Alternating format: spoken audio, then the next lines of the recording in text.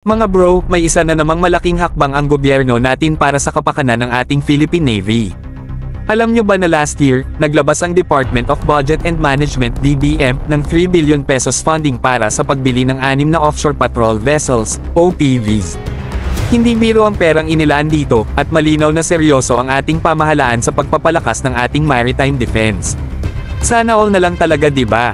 Ang Special Allotment Release Order o SARO na ito ay ipinasa sa Department of National Defense, DND, para tugunan ang pangangailangan ng Philippine Navy sa kanilang offshore patrol vessel acquisition. Sumasaklaw ito sa Revised Armed Forces of the Philippines Modernization Program, na kung saan layunin ay gawing handa at moderno ang ating hukbong sandatahan para sa mga hamon ng hinaharap. Ito na ang pangalawang SARO na inilabas para sa OPV project. Ang una ay noong June 16, 2022, at tuloy-tuloy lang ang pagsuporta ng pamahalaan sa ating Navy.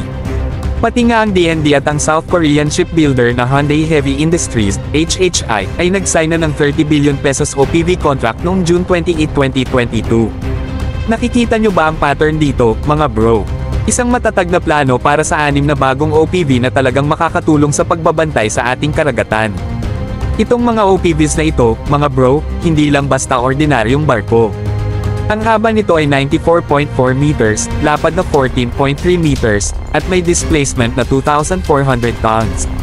Kaya nitong maglayag ng hanggang 22 knots na bilis at may cruising speed na 15 knots.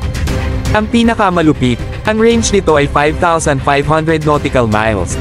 Ibig sabihin, kayang-kaya nitong magsilbi ng matagal sa ating malawak na territorial waters. Astig, hindi ba? Kaya stay tuned, mga bro. Simula pa lang ito ng mas exciting na mga developments para sa Philippine Navy at sa ating buong bansa.